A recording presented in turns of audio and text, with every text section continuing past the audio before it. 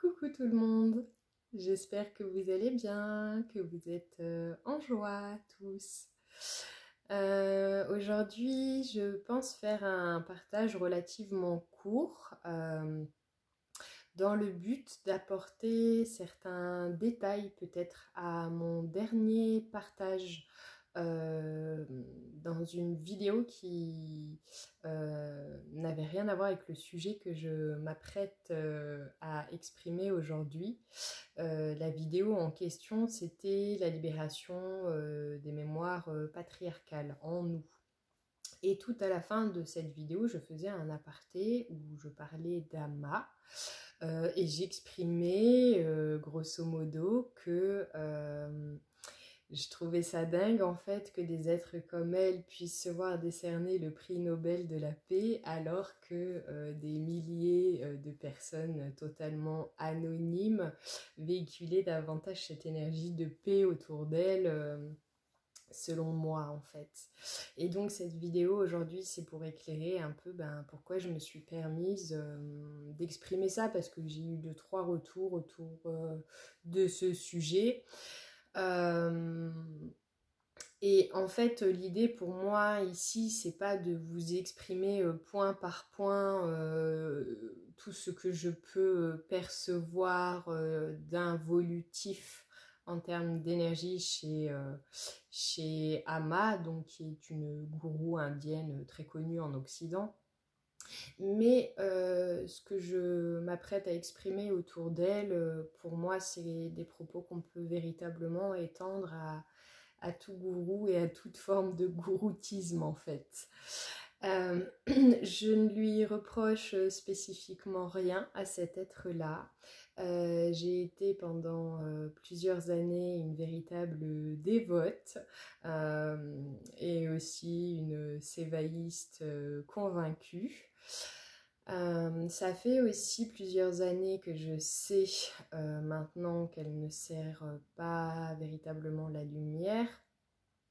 Mais derrière ça, il a fallu en moi tout un chemin d'acceptation en fait de cette vérité-là. Comme très souvent finalement lorsque je découvre qu'une personne que je pouvais affectionner ou en tout cas chez qui j'avais vu la lumière, et bien finalement ne la rayonnait pas tant que ça. Derrière, il me faut toujours un temps de digestion de cette information parce que forcément pour l'ego c'est toujours une déception importante.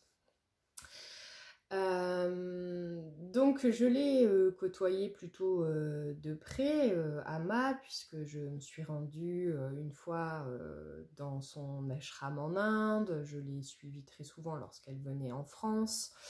J'ai voilà, entendu beaucoup de choses sur elle, j'ai aussi vu beaucoup de choses autour d'elle. Voilà, différents sons, beaucoup de choses qui regroupaient par rapport à mon ressenti profond et mon expérience première avec elle avant toute chose, c'est que oui, contrairement à ce que je croyais, ce n'était pas un avatar du tout. Et je sais aussi que l'énergie qu'elle véhicule lorsqu'elle fait ce qu'on appelle les darshan, donc les étreintes, ce n'est pas du tout l'énergie que elle porte qui est transmise. Ce sont en fait des échanges d'énergie qu'elle fait entre chaque personne qui vient la voir. Par exemple, je ne sais pas pourquoi je me retrouve à vous parler de ça, du coup, c'est ce qui me vient en fait. Par exemple, lorsque une personne vient dans ses bras pour recevoir le darshan, elle peut très bien donner de l'énergie d'une autre personne qui est venue avant elle. Voilà, ceux qui ont plus d'énergie, elle en enlève, et ceux qui en ont moins, elle leur en redonne. Et elle fait circuler l'énergie comme ça entre les êtres humains. Ça n'a rien à voir, ce que je suis en train d'exprimer là, avec pourquoi, selon moi, elle sert finalement les forces involutives. C'est juste une aparté pour exprimer que déjà d'emblée l'énergie qu'elle véhicule, ce n'est pas la sienne.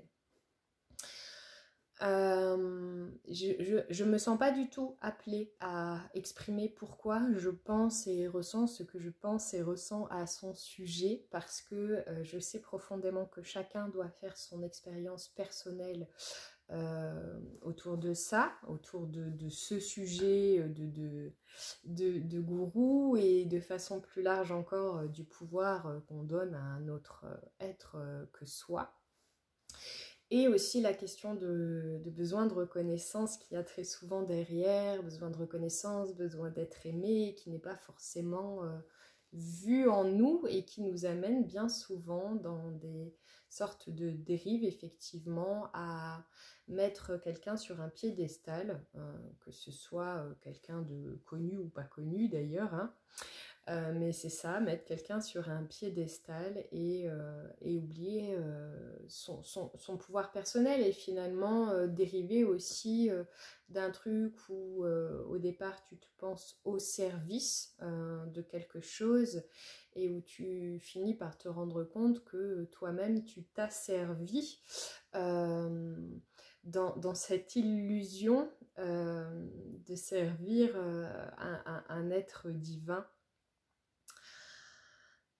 Mais ouais, beaucoup de choses réellement profondément me font sentir que c'était juste aussi pendant un temps que je fasse cette expérience-là comme ça, et que je crois qu'Ama a été porteuse de lumière. J'ai aussi pendant tout ce temps reconnecté avec des mémoires karmiques, avec cette énergie-là. Donc il y a aussi tout ça derrière. Maintenant, je renie pas du tout ce que l'amour que je lui ai porté a pu ouvrir comme porte en moi, en fait, comme toutes sortes de relations dans ma vie où à un moment donné, je me suis retrouvée consciemment ou inconsciemment à donner mon pouvoir à quelqu'un d'autre que moi, par un besoin de reconnaissance et de besoin d'être aimée, que je m'en rendais compte ou pas, c'était ce qui se jouait à chaque fois que je me retrouvais dans un relationnel où je plaçais l'autre d'une façon ou d'une autre plus haut que moi. Et voilà, ça me semblait important pour moi de vous parler de ça aujourd'hui, parce que je sais que on est trop souvent encore amené à suivre une personne par la pensée, une forme de modélisme, que ce soit dans le milieu spirituel ou pas d'ailleurs. Comme je disais en début de vidéo, ben voilà, je parle ici de toute forme de gouroutisme, donc on peut sortir totalement du cadre dit spirituel, mais c'est ça, on est appelé tellement fort à rayonner notre propre pouvoir sur notre vie, qu'il est véritablement temps de faire descendre de son piédestal toute personne qu'on a pu encore une fois surélever par la pensée ou le regard, et là où c'était pas juste, où ça nous a détrôné de notre propre pouvoir d'une façon ou d'une autre. Donc c'est très important de se rappeler à ce pouvoir personnel qui est bien plus grand que n'importe quel pouvoir qu'on peut placer en dehors de nous. Et au-delà de ça aussi, vous dire attention aux personnes qui m'écouteraient et qui vivent certains modèles de pensée ou de... C'est pas une forme d'idéal, parce que c'est très chouette de pouvoir rechercher une forme d'idéal dedans et dehors, en termes de modèles à suivre, d'inspiration.